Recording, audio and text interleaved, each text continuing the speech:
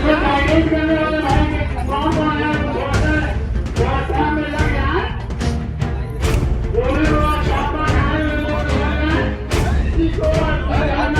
Video आपने देखा होगा आमतौर पर धार्मिक जलसे या इस तरह के जब बड़े आयोजन होते हैं, मेले में होते हैं, तब आपने देखा होगा कि कोई ऐसे झूम रहा है एकदम अपने मानो ऐसा लग रहा है कि उसके मानस पर किसी का कब्जा है। या भूत वाली पिक्चरों में आपने अक्सर भूत के मूवमेंट को देखा होगा।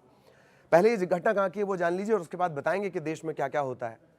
रक्षा एजुकेशन का बजट भी बता देंगे। खैर, ये उत्तर प्रदेश की तस्वीरें हैं। महाराजगंज एक जिला है, ब्रिजमनगंज एक ब्लॉक आता है और उसमें एक जगह है रुद्लापुर, कुछ लोग इसे रुद्रपुर भी कहते हैं। कोल्हुई थाना इलाका है। और हैरानी की बात देखिए कि ये जो व्यक्ति हैं ये करीब करीब 70 बसंत देख चुके हैं। नाम है इनका बुद्धिराम। कुछ जगहों पर इनका नाम बुधराम भी बताया जा रहा है, बुद्धि से जुड़ा हुआ है। हर साल नागपंचमी में इसी तरह का एक आयोजन होता है और कहा यह जा रहा है कि बुधराम जो है वो इसी तरह से चारा खाते हैं। कई जगह का चारा खाते हैं, कई जगह कहा जा रहा है कि लोग जो सामान फेंक देते हैं या झूठन जो पड़ी रहती है, जूठन जिसे आप बोलते हैं, वो खाते हैं। नागपंचमी के मौके पर अलग अलग रिपोर्ट्स ये भी दावा करती हैं कि अचानक से वो इस टाइम पर एक मवेशी की तरह व्यवहार करने लगते हैं, एक जानवर की तरह, भैंस की तरह व्यवहार करने लगते हैं और अचानक उनका व्यवहार बदल जाता है। नान में रखा पानी, घास, सूखा भूसा, इसे वो सीधे मुंह से चबाकर खाने लगते हैं। नाम इनका वही मैंने जो आपको बताया, बुद्धिराम और बुधराम भी कई जगह इनका नाम मिलता है। अब ग्रामीणों के दावों की थोड़ी चर्चा कर ली जाए। महिषासुर देखा होगा ना आपने, महिषासुर को तो जानते ही होंगे आप। भैंसासुर भी उन्हें कहा जाता है। उनका साया आ जाता है, ऐसा लोगों का कहना है। और ये नागपंचमी के मौके पर ही होता है। महिषासुर या भैंसासुर की आत्मा बुधराम में प्रवेश कर जाती है और फिर बुधराम इस तरीके की हरकतें करते हैं। बुद्धिराम, बुधराम, जो भी आप नाम लेना चाहें। दावा ये किया जाता है कि करीब 50 साल पुरानी ये परंपरा है और कुछ रिपोर्ट्स ये भी कहती हैं कि 1975 के आसपास से चल रही है। हर 3 साल में, कुछ का कहना है कि हर साल ऐसा होता है, कुछ का कहना है हर 3 साल में ऐसा होता है नागपंचमी के आसपास। अब रुद्लापुर और आसपास के लोग इसलिए भी पहुंच जाते हैं कि मन्नतें पूरी होती हैं, हजारों लोगों की भीड़ जुट जाती है। सोशल मीडिया अंगूठे वाला युग चल रहा है तो हर कोई पहुंच जाता है कि चलो कुछ मिल जाएगा वहां पर। इसी तरह भीड़ तमाशा देखने पहुंच जाती है।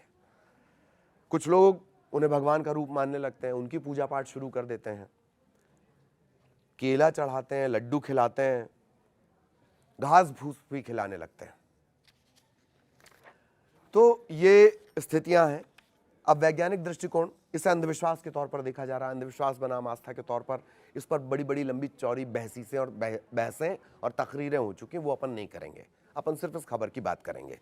अंधविश्वास सोशल मीडिया में डॉक्टर्स के मुताबिक कोई वैज्ञानिक या चिकित्सकीय पुष्टि इस बात की नहीं है।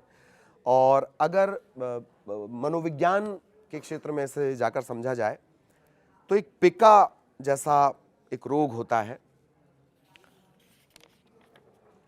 पिका रोग का जो पेशेंट होता है वो इस तरीके की हरकतें करने लगता है, अजीब अजीब सी चीज़ें खाने की वो कोशिश करता है। कुछ लोग ये भी कह रहे हैं कि भैया इनका चेक कराओ यार, इलाज करवाओ। तो उनका इलाज तो करवा देंगे, लेकिन पूरे देश की जो अलग अलग परंपराएं हैं जिनके बारे में मैं बताने वाला हूँ, उनका इलाज कौन करेगा? ये मानसिक एक डिसऑर्डर के तौर पर देखा जाता है, पिका डिसऑर्डर या ट्रांस स्टेट इसे कहा जाता है। गहरे अंधविश्वास, गंभीर अंधविश्वास में जब आप उतरते चले जाते हैं तो इस तरह की बनती हैं। पिका क्या है? ये ईटिंग डिसऑर्डर है। आपको खाने का मन करेगा, आप खाना शुरू कर देंगे, कुछ भी मिले। ये इस घटना के संदर्भ में जोड़कर देखा जा रहा है। मैंने बुद्धिराम का स्वास्थ्य परीक्षण नहीं किया, लेकिन इन खबरों का और इस तरीके की खबरों का परीक्षण लंबे अरसे से मैं आपके लिए करता आ रहा हूं। हिस्टीरिया, ट्रांस डिसऑर्डर, ये भी इसकी वजह होती है। लेकिन इसके सहारे अगर आगे की घटनाओं को अगर आप देखेंगे, नग्न जुताई, नेकेट करके जुताई की एक प्रोसेस होती है। खेत जब आप तैयार करते हैं, फार्मिंग आप जो करते हैं, जुताई, बुआई, गहाई, उसकी एक प्रोसेस होती है, कपड़े उतार कर, और वो भी महिलाएं ऐसे करती हैं। उत्तर प्रदेश बिहार में ज्यादातर इसका इस्तेमाल होता है कई इलाकों में, ताकि बारिश के देवता जागृत हो जाएं। इस वजह से ही किया जाता है। सूखे के समय रात में इस तरीके से हल चलाया जाता है। गधों की शादी करवाई जाती है कर्नाटक और महाराष्ट्र में। क्यों? ताकि मानसून और अच्छी फसल हो जाए। मेंढकों की शादी करवाई जाती है मध्य प्रदेश में। इस तरह की तस्वीरें बार बार आती हैं। मध्य प्रदेश की एक जगह है बैतूल, वैसे वो बहुत सारी अंधविश्वास के लिए फेमस है, पर वहां बच्चों को गोबर में फेंका जाता है ताकि वो लंबी उम्र उनकी हो, बीमारी से रक्षा हो, कोई बड़ी और गंभीर बीमारी ना लगे। अंगारों पर चलना, ये आपको खरगोन, निमाड़, मालवा इस इलाके में मिल जाएगा, साथ ही साथ तमिलनाडु में मिल जाएगा। खरगोन में जब आप जाएंगे तो इसे चूल कहा जाता है। खंडवा के आसपास आप इसे देखेंगे तो इसे चूल कहा जाता है। चूल में अंगारों पर चलना, चूल एक झूले का नाम भी होता है। लोग अंगारों पर चलते हैं मन्नत के लिए। मेंढक मेंढकी की शादी भारत के ज्यादातर इलाकों में होती है, मध्य प्रदेश में खास तौर पर। और एक बात और है कि जब देरी, मानसून में देरी होती है, सूखा पड़ने लगता है, तो मेंढक मेंढकी की शादी कराई जाती है। एक रोचक वाकया है भोपाल का 2019 का। 2019 में मेंढक मेंढकी की शादी कराई गई। इतनी ज्यादा बारिश हुई कि बाढ़ आ गई। घबरा के ग्रामीणों ने उन्हीं मेंढक मेंढकी का प्रतीकात्मक डाइवोर्स कराया, तलाक करवाया, ताकि उस बारिश से निजात मिल जाए। असमिया में लोकगीत है भेकुली बिया के गीत। ओऊ देवता मेघ दिया, रोद ने लागे भेकुली बिया पाती छो।